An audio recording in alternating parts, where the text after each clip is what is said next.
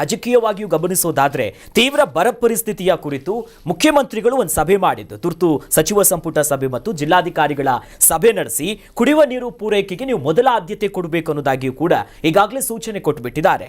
15 ದಿನದೊಳಗೆ ವಾಸ್ತವ ವರದಿ, ಅಲ್ಲಿನ ಪರಿಸ್ಥಿತಿ ಏನಿದೆ ಆ ವರದಿಯನ್ನು ನೀವು ಸಲ್ಲಿಕೆ ಮಾಡಬೇಕು ಅಂತ ಅಧಿಕಾರಿಗಳಿಗೆ ಖಡಕ್ ಸೂಚನೆ ಹೋಗಿದೆ. ರಾಜ್ಯದಲ್ಲಿ ಪ್ರಸ್ತುತ 60% ಮಳೆಯ ಕೊರತೆ ಎದುರಾಗ್ತಿದೆ. ಸುಮಾರು 178 ತಾಲೂಕುಗಳು ಮಳೆ ಇಲ್ಲದೆ ತತ್ತರಿಸಿದೆ. 20 ತಾಲೂಕುಗಳಿಗೆ ಮಳೆನೇ ಆಗಿಲ್ಲ.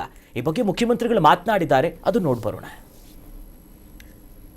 ನೀರು ಬಂದ ಮೇಲೆನೆ ಮೀಟಿಂಗ್ ಮಾಡಬೇಕು. ನೀರನ್ನ ಏನು ವಿಚಾರ ಇದೆ ಅನ್ನೋದನ್ನ ಆಗಾಗ ರೈತರಿಗೆ ಮಾರ್ಗದರ್ಶನ ಕೊಡಬೇಕು.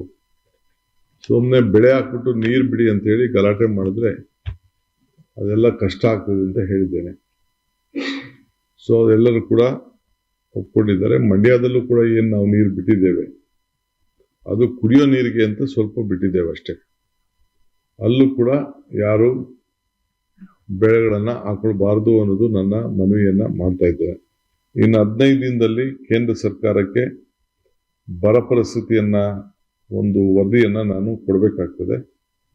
ಕೊಟ್ಟಬೇಕಾದಾಗ ಅವ್ರು ಬಂದು ನೋಡಿದಂಥ ಸಂದರ್ಭದಲ್ಲಿ ನಾವು ಏನು ಕಳಿಸಿರ್ತೀವಿ ಅದಕ್ಕೆ ಮಾಹಿತಿ ಇರಬೇಕು. ಯಾಕೆಂದ್ರೆ ಅವ್ರದ್ದೇ ಆದಂಥ ಪ್ರತ್ಯೇಕವಾದಂಥ ತಂಡ ಬಂದಾಗ ಸೊ ಅದಕ್ಕೆ ನಾವು ಮಾಹಿತಿಯನ್ನ ಕರೆಕ್ಟಾಗಿ ಕೊಡಬೇಕು ಅನ್ನೋದನ್ನು ನಾವು ತಿಳಿಸಿದ್ದೇನೆ.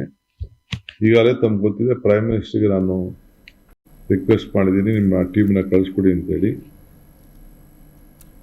ಒಂದ್ ಕಡೆ ಸರ್, ನಮ್ಮ ಕರುನಾಡು ಬರನಾಡು ಅಂತ ಕೇಳೋದಕ್ಕೆ ನೋವಾಗುತ್ತೆ. ಆದರೆ ಸದ್ಯದ ರಾಜ್ಯದಲ್ಲಿ ಮಳೆಯ ಕೊರತೆ ಆಗ್ತಿದೆ, ಬೆಳೆದಿರುವಂಥ ಬೆಳೆಗಳು ಸರಿಯಾಗಿ ಕೈಗೆ ಸಿಗ್ತಾ ಇಲ್ಲ ಅಂತ ಪರಿಸ್ಥಿತಿ ಇದೆ. ಎಲ್ಲೋ ಒಂದು ಕಡೆ ಇದ್ರಲ್ಲಿ ವಿಳಂಬ ಆಗ್ತಿದೆ ಅನಿಸ್ತಾ ಇಲ್ವಾ ಸರ್? ಇವರ ನಡೆಯಲ್ಲಿ ಲೆಕ್ಕಾಚಾರದ ನೋಡ್ತಿದ್ರೆ ತುಂಬ ವಿಳಂಬ ಆಗ್ತಾ ಇದೆ. ಮಳೆಯಷ್ಟೇ ವಿಳಂಬ, ವಾಡಿಕೆಗಿಂತ ಮಳೆ ತುಂಬ ಕಡಿಮೆ ಆಗಿದೆ. 60% ವಾಡಿಕೆ ಮಳೆಗೆ ನಾವು ಹಿಂದೆ ಇದ್ದೀವಿ.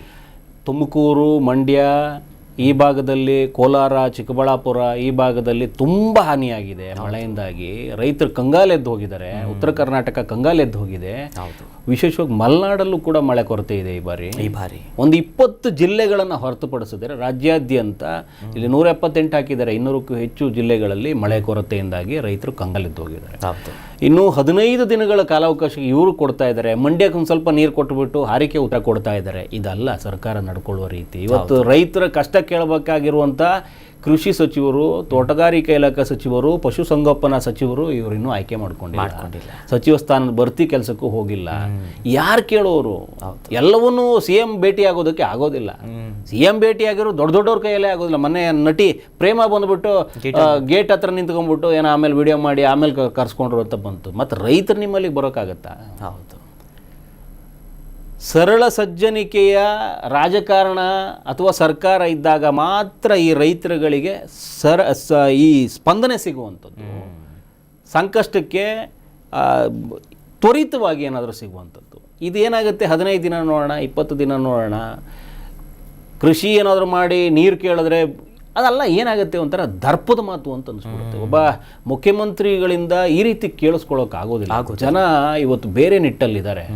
ತೊಂದರೆಯಲ್ಲಿರಬೇಕಾದ್ರೆ ನೀವು ಹೇಳಿದ್ದು ಮೊದಲೇ ಸಮಯಕ್ಕೆ ಆಗಿಲ್ಲ ಅನ್ನೋದು ಒಂದು ಬಿಟ್ಟರೆ, ನೀವು ಒಂದಷ್ಟು ಸಮಜಾಯಿಷಿನ ಬೇರೆ ರೀತಿಯಲ್ಲಿ ಕೊಡಬೇಕಾಗತ್ತೆ. ತುಂಬ ಒಂಥರ ದಾರ್ಶ್ಯದಿಂದ ಮಾತಾಡ್ದಂಗೆ ಆಗುತ್ತೆ. ಹಂಗೆ ಮಾತಾಡೋಂಗೆ ಆಗೋದಿಲ್ಲ. ಈಗ ನೀವೀಗ ಮುಖ್ಯಮಂತ್ರಿ ಅನ್ನೋದನ್ನು ಒಂದೊಂದು ಸರಿ ಮರ್ತು ಬಿಡ್ತೀರಿ.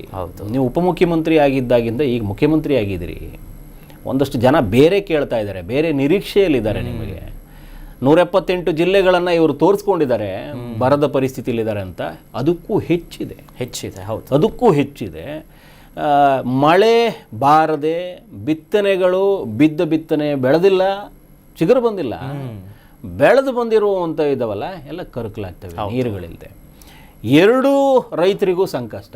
ಬೆಳೆಯ ನಿರೀಕ್ಷೆಯಲ್ಲಿದ್ದವರಿಗೂ ಮತ್ತು ಬಿತ್ತನೆ ನಿರೀಕ್ಷೆಯಲ್ಲಿರೋರಿಗೂ ಕಷ್ಟ. ಅದನ್ನು ನಂಬ್ಕೊಂಡಿರೋ ಕೂಲಿ ಕಾರ್ಮಿಕರಿಗೂ ಸಂಕಷ್ಟ. ಇದು ಹೆಂಗಾಗಿದೆ ಅಂತಂದ್ರೆ ಒಂದು ಕೊಂಡಿಯೇ ಕಳ್ಚೋಗಿದೆ ಈ ಮಳೆಯಿಂದಾಗಿ. ಮಳೆ ಇಲ್ಲ, ಬರದ ವಾತಾವರಣ. ಆಮೇಲೆ ಈಗ ನೀವು ಚಿಕ್ಕಬಳ್ಳಾಪುರ ಈ ಭಾಗಕ್ಕೆಲ್ಲ ಬೈರತಿ ಸುರೇಶ್ ಅಂತ ಅವ್ರು ನೇಮಕ ಮಾಡಿದ್ದಾರೆ. ಅವರಿನ್ನೂ ಉಸ್ತುವಾರಿ ಸಚಿವರು ಆ ಕಡೆ ಭಾಗಕ್ಕೆ ಹೋಗಲೇ ಇಲ್ಲ. ಯತೀಂದ್ರ ಈ ಕಡೆ ಚಾಮರಾಜನಗರಕ್ಕೇನೋ ಹಾಕಿದ್ದಾರೆ, ಅವ್ರು ಆ ಕಡೆ ಹೋಗಿಲ್ಲ. ಇವ್ರನ್ನೆಲ್ಲ ನೋಡ್ತಾ ಇದ್ರೆ ಏನಾಗುತ್ತೆ ಅಂತಂದ್ರೆ, ಉಸ್ತುವಾರಿ ಸಚಿವರನ್ನ ಯಾಕಾಗಿ ನೇಮಕ ಮಾಡಿದ್ದಾರೆ?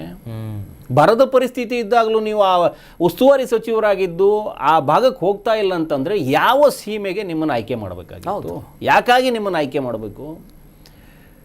ಮೊದಲಿಗೆ ಈ ಸರ್ಕಾರ ಉತ್ತರ ಕೊಡಬೇಕು. ಉಸ್ತುವಾರಿ ಸಚಿವರನ್ನ ನೇಮಿಸಿದ್ದು ಸಂಪುಟದಲ್ಲಿ ಸರಿಯಾದ ವ್ಯವಸ್ಥೆ ಇಲ್ಲ, ಅಂದ್ರೆ ಇಲಾಖೆಗೆ ಸಚಿವರುಗಳಿಲ್ಲ, ಹಂಗಾಗಿ ನಾನು ತರಾತುರಿಲ್ ಮಾಡಿದ್ದದು. ಹೌದು, ತರಾತುರಿಲ್ ಮಾಡಿದ್ರು. ಉದ್ದೇಶ ಏನೋ ಸರಿ ಇತ್ತು ಅಂತ ಅಂದ್ಕೊಂಡ್ವಿ, ಆದ್ರೆ ಉದ್ದೇಶ ಈಡೇರಿಸೋಕೆ ಆಗ್ತಾ ಇಲ್ಲ. ನಿಮಗೆ ಕೈಗೆ ಸಿಗ್ತಿಲ್ವಾ ಯತೀಂದ್ರ? ಅಥವಾ ಕೊಟ್ಟಿರೋ ಇಲಾಖೆಯನ್ನ ಇನ್ನೂ ಆಳ ಆಗಲ್ಲ ಅಳತೆ ಮಾಡ್ತಾ ಇದ್ದಾರಾ? ಅಂಥವ್ರಿಗೋಸ್ಕರ ನಿಮಗೆ ಇಲಾಖೆಯನ್ನು ಉಸ್ತುವಾರಿಯನ್ನು ಯಾಕೆ ಕೊಡ್ತೀರಿ? ಬೇರೆಯವ್ರು ಇಲ್ವಾ?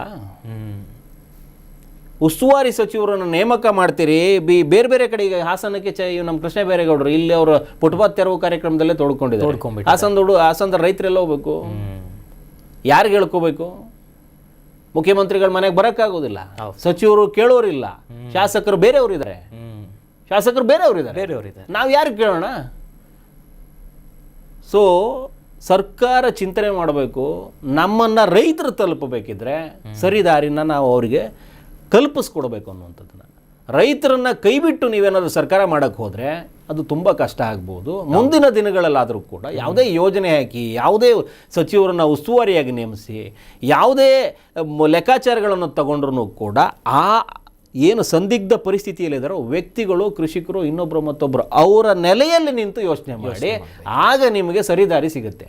ನಿಮ್ಮ ನೆಲೆಯಲ್ಲಿ ನಿಂತ್ಕೊಂಡು ಯೋಚನೆ ಮಾಡ್ತೀರಿ, ಹಾಗಾಗಿ ನೀವು ಬಡವರನ್ನು ತಲುಪೋದಕ್ಕೆ ಆಗೋದಿಲ್ಲ, ರೈತರನ್ನು ತಲುಪೋದಕ್ಕೆ ಆಗೋದಿಲ್ಲ. ಈ ಯೋಜನೆಗಳೆಲ್ಲ ಕೈಬಿಟ್ಟು ಹೋಗುತ್ತೆ. ಉಸ್ತುವಾರಿ ಏನೋ ಮಾಡ್ತಾರೆ, ಬಟ್ ಉಸ್ತುವಾರಿ ನೇಮಕದಲ್ಲೇ ಸಮಸ್ಯೆ ಆಗೋದು. ಕಳೆದ ಬಾರಿ ನೋಡಿದ್ವಿ, ಲಕ್ಷ್ಮೀ ಹೆಬ್ಬಾಳ್ಕರ್ ಉತ್ತರ ಕರ್ನಾಟಕ ಭಾಗ ತಗೊಬಂದು ಕರಾವಳಿ ಭಾಗದಲ್ಲಿ ಉಡುಪಿಯಲ್ಲಿ ಕೂರಿಸಿದ್ರು. ಮೀನುಗಾರಿಕೆ ಹೆಂಗೆ ಏನು ಎತ್ತ ಅನ್ನೋದು ಗೊತ್ತಿರೋದಿಲ್ಲ. ಅಂದ್ರೆ ತರಾತುರಿಯಲ್ಲೇ ಇದ್ದಾರೆ, ಒಂದು ಸ್ಪಷ್ಟತೆ ಇಲ್ಲ ಅನ್ನೋದು ಗೊತ್ತಾಗ್ತಿದೆ ಸರ್. ಸಂಪುಟದಲ್ಲೂ ಡಿಲೇ, ಈ ವಿಚಾರದಲ್ಲೂ ಡಿಲೇ. ಏನ್ ಆಗ್ತಿದೆ? ಸರ್ಕಾರ ಪ್ರಶ್ನೆ ಮಾಡಿದ್ರೆ ಗರಮ್ಮಾಗಿ ಮಾತನಾಡ್ಬಿಡ್ತಾರೆ, ಬೇಗ BP ಬಂದ್ಬಿಡುತ್ತೆ ಅವ್ರಿಗೆ. ಈಗ ಇದು ಹೊಡೆದಾಡಿ ತಗೊಂಡಿರೋ ಕುರ್ಚಿ ಇದು, ಹಂಗಾಗಿ ಇನ್ನೂ ಆ ಬಿಸಿ ಇನ್ನೂ ಆರಿಲ್ಲ. ಅದ್ರ ಮಧ್ಯದಲ್ಲಿ ಪಾಪ ಇವ್ರು ಯಾರೋ ನಮ್ಮ ರೈತರು ಹೋಗಿ ಕೇಳಿದ್ರೆ, ಕಷ್ಟ ಕೇಳಿದ್ರೆ, ಇವ್ರಿಗೇನೋ ಇವ್ರ ಮನೆ ಆಸ್ತಿ ಕೇಳ್ದಂಗೆ ಆಗುತ್ತೆ. ಮನೆ ಆಸ್ತಿ ಕೇಳ್ದಂಗೆ ಆಗುತ್ತೆ. ನೀವು ಹೇಳ್ದಂಗೆ ಲಕ್ಷ್ಮೀ ಹೆಬ್ಬಾಳ್ಕರ್ಗೂ ಉಡುಪಿಗೂ ಏನು ಅಂತ ಕೇಳಿದ್ರೆ, ಉಸ್ತುವಾರಿ ಸಚಿವರು ನೇಮಕ ಮಾಡಬೇಕಾದ್ರೆ ಮೊದಲು ಅಲ್ಲಿ ಆಳ ಅಳತೆ ಯಾರಿಗಾದ್ರೂ ಗೊತ್ತಿರುವಂಥವ್ರನ್ನ ಕರ್ಕೊಂಡ್ಬರ್ಬೇಕು. ಅಲ್ಲಿ ಇವ್ರು ಯಾರನ್ನೋ ನೆಚ್ಕೋತಾರೆ, ಅವ್ರು ಹೇಳಿದ್ದೇ ಸತ್ಯ ಆಗುತ್ತೆ. ಯಾಕಂದ್ರೆ ಇವ್ರಿಗೆ ವಾಸ್ತವ ಗೊತ್ತಿಲ್ಲ, ಅಲ್ಲಿ ಸ್ಥಳೀಯ ಪ್ರಾದೇಶಿಕತೆಯ ಬಗ್ಗೆ ವಿಚಾರ ಗೊತ್ತಿಲ್ಲ. ಅದು ಯಾವುದೋ ಮುಸಲ್ಮಾನರು ಬಂದು ಮಾತಾಡಿದ ತಕ್ಷಣಕ್ಕೆ ಹಿಂಗಿರಬೇಕು ಸೌಹಾರ್ದತೆ ಅಂತ, ಆಮೇಲೆ ನೋಡಿದ್ರೆ ಅವ್ರ ಮಗಳನ್ನ ಕರ್ಕೊಂಡ್ಬಂದು ನಿಲ್ಸ್ಕೊಂಡಿದ್ರಲ್ಲ, ಹಂಗಾಗೋಗ್ಬಿಡುತ್ತೆ. ಹೌದು, ಯಾವುದೋ ಮುಸಲ್ಮಾನ ಇದರಲ್ಲಿ ಇವರು BJPಗೋ ಅಥವಾ ಹಿಂದುತ್ವದ ಪಾಠ ಹೇಳಕ್ ಹೋದ್ರೆ ಲಕ್ಷ್ಮೀ ಹೆಬ್ಬಾಳ್ಕರ್ ಆ ನಿಟ್ಟಲ್ಲಿ ಆಗೋಗ್ಬಿಡುತ್ತೆ. ಇದನ್ನು ಫಸ್ಟ್ ನಿಲ್ಲಿಸ್ಬೇಕು, ಅಲ್ಲಿಯ ಬಗ್ಗೆ ಗೊತ್ತಿರುವವರಿಗೆ ಕೊಡಬೇಕು. ಹೌದು, ಒಂದು ಹಂತಕ್ಕೆ. ಈಗ ಚಾಮರಾಜನಗರ ಯತೀಂದ್ರ ಕೊಟ್ಟಿರೋದ್ರಲ್ಲಿ ಒಂದು ಲೆಕ್ಕಕ್ಕೆ ಓಕೆ, ಹೌದು, ಒಂದು ಲೆಕ್ಕಕ್ಕೆ ಓಕೆ, ಅಲ್ಲಿ ಅವ್ರ ತಂದೆ ಓಡಾಡಿರುವಂಥದ್ದು. ಆದರೆ ಯತೀಂದ್ರ ಅದಕ್ಕೆ ಸೂಟೇಬಲ್ಲ. ಹೌದು, ಯತೀಂದ್ರ ಅದಕ್ಕೆ ಸೂಟೇಬಲ್ಲ. ಸಚಿವ ಸ್ಥಾನಕ್ಕೆ ಹೆಂಗೋ ಅಪ್ಪನ ಒತ್ತಾಯದ ಮೇಲೆ ತಗೊಂಬಂದು ಕೂರಿಸಿದ್ರಿ, ಏನಕ್ಕೆ ಅವ್ರಿಗೆ ಎರಡು ಮೂರುಗಳು ಕೊಡ್ತೀರಿ? ಈ ಬೈರ್ತಿ ಸುರೇಶಿಗೆ ತಗೊಂಡು ಬಂದ್ಬಿಟ್ಟು ಚಿಕ್ಕಬಳ್ಳಾಪುರ ಇನ್ನೊಂದು ಯಾವುದೋ ಕೋಲಾರ ಕೊಟ್ಟುಬಿಟ್ಟಿದ್ರೆ ಏನಕ್ಕೆ? ಎರಡೆರಡು ನಿಮ್ಮಲ್ಲ ಅವಕಾಶಗಳನ್ನ ಕೇಳಿಕೊಂಡು ನಿಮ್ಮ ಮನೆ ಬಾಗಿಲಲ್ಲೇ ಇದ್ದಾರೆ, ಅವ್ರಿಗೆಲ್ಲ ಕೊಡಿ. ಇನ್ನೂ ಹೆಚ್ಚುವರಿಯಾಗಿ ಏನೇನೋ ಇರ್ತವೆ, ಅವ್ರಿಗೆಲ್ಲ ಕೊಡಿ. ಕೆಲಸಗಳನ್ನ ಮಾಡೋರಿಗೆ ಕೊಡಿ. ಇವ್ರಿಗೆ ಯಾಕೆ ಹೆಚ್ಚುವರಿ ಕೊಟ್ಬಿಡ್ತಿರೋಪ್ಪ? ನಿಮ್ಮ ಸೇವೆ ಮಾಡಿದವರಿಗೆಲ್ಲ ಕೊಡ್ತಾ ಹೋಗ್ತಾ ಇದ್ದಾರೆ ಅಷ್ಟೇ. ನಾವು S Karnataka News Beat follow ಮಾಡಿ, ಸಬ್ಸ್ಕ್ರೈಬ್ ಮಾಡಿ.